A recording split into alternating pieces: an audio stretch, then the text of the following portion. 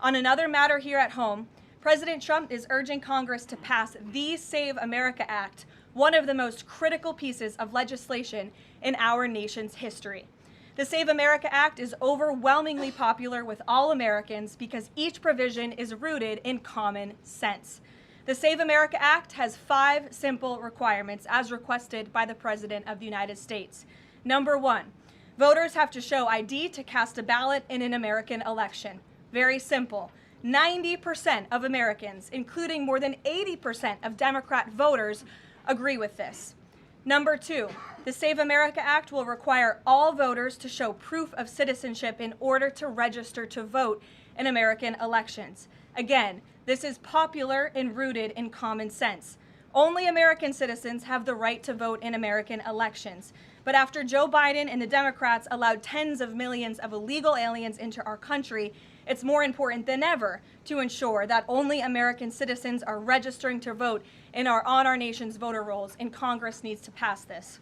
Number 3, the Save America Act abolishes the incredibly unsecure practice of universal mail-in ballots, which throw the door wide open for fraud. Importantly, the Save America Act maintains exceptions for Americans to use mail-in ballots for illness, disability, military, or travel reasons. The bipartisan 2005 report of the Commission on Federal Election Reform, chaired by, of all people, former President Jimmy Carter and former Secretary of State James Baker, concluded that, quote, absentee ballots remain the largest source of potential voter fraud, and it is time for Congress to finally address this. Number 4, the Save America Act permanently bans men from competing in women's sports. President Trump signed a landmark executive order upholding the promise of Title IX and ending this dangerous and unfair practice. But now it's time for Congress to codify this into law.